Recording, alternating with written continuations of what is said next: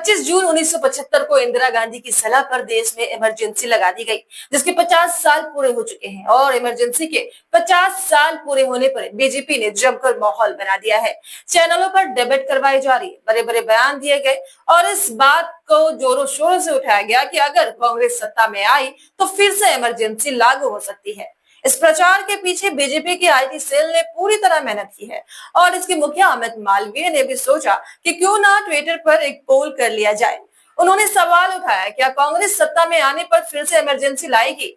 लेकिन उनकी यह चाल उल्टी पड़ गई है, क्योंकि जो उन्होंने सोचा नहीं था वैसे जवाब लोगों ने दे दिया। लोगों ने अमित मालवीय को दिखा दिया कि तुम जो ये इमरजेंसी को लेकर पोल कर रहे हो वो कितना झूठा है। आधे से ज्यादा लोगों ने कांग्रेस का साथ दिया। इस पोल ने न सिर्फ बीजेपी की पोल खोल दी, बल्कि अमित मालवीय की रणनीति पर भी लोग सवाल उठाने लगे हैं। अमित मालवीय जो बीजेपी के आईटी सेल के प्रमुख हैं, अक्सर सोशल मीडिया पर अपने प्रचार के लिए चर्चा में रहते हैं। उनकी रणनीति होती है कि हर मुद्दे को हवा दी जाए, चाहे वो सच हो या झूठ हो। वो दिन रात विपक्ष को निशाने पर लाते रहते हैं, लेकिन इस बार उनका दाव उल्टा पड़ गया। जिस पोल को उन्होंने कांग्रेस को घेरने के लिए शुरू किया था, उसने उल्टी उनकी किरकिरी करवा दी। अमित मालवीय और उनकी टीम ने बीजेपी फॉर इंडिया के ट्विटर हैंडल पर इमरजेंसी को लेकर पोल किया, जिसमें उन्होंने पूछा कि कांग्रेस सत्ता में आ गई तो क्या फिर से इमरजेंसी लग सकता है। इसके साथ हैशटैग लगाया गया था संविधान हत्या दिवस और नीचे 2 ऑप्शन दिए गए थे, जिसमें हाँ और नहीं लिखा था। अमित मालवीय ने सोचा होगा कि लोग हमें जवाब देंगे कि कांग्रेस सत्ता में आई तो इमरजेंसी लगा देगी, लेकिन हो गया इसका उल्टा। 67% लोगों ने अमित मालवीय के सवाल पर उनकी ही पोल खोल दी। सिर्फ 33% लोगों ने ही हाँ में जवाब दिया। अमित मालवीय और बीजेपी के इस किरकिरे के बाद रिटायर्ड विंग कमांडर अनुमा आचार्य का भी ट्वीट सामने आया है। वो लिखती है कि जर्मनी के हिटलर का सलाहकार गोबल्स भी शायद इतना बड़ा पाप नहीं कर पाया जितना भारत में अमित मालवीय ने किया है। इस व्यक्ति ने करोड़ों भारतीयों तक भ्रामक जानकारियां पहुंचाकर न सिर्फ हमारे लोकतंत्र की हत्या की है, बल्कि संविधान की आत्मा को भी छलनी कर दिया है।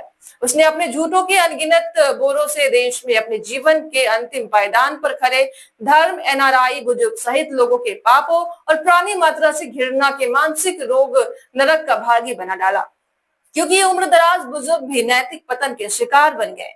आज भले ही उसे कोई पकड़ नहीं रहा, लेकिन न्याय की जो अदालत इंसानों से ऊपर है, वहां से बच पाना किसी के बस में नहीं। ईश्वर देर करता है, अंधेर नहीं।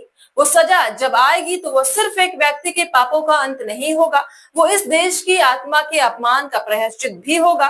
और हम देखेंगे कि लोकतंत्र की हत्या का पाप मानव हत्या और गौ हत्या दोनों से कहीं कम नहीं है।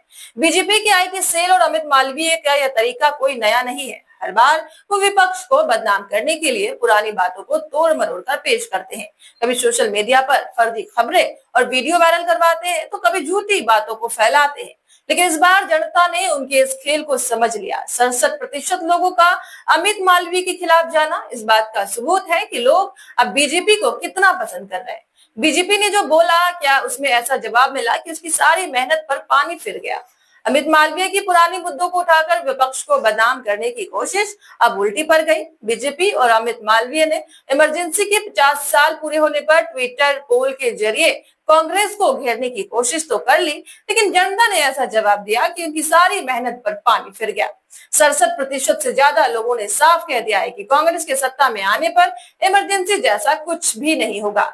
ये पोल बीजेपी के आईटी सेल के विश्वसनीयता पर एक बड़ा सवालिया निशान है, जो बताता है कि झूठ और भ्रम की सियासत ज्यादा टिकती नहीं।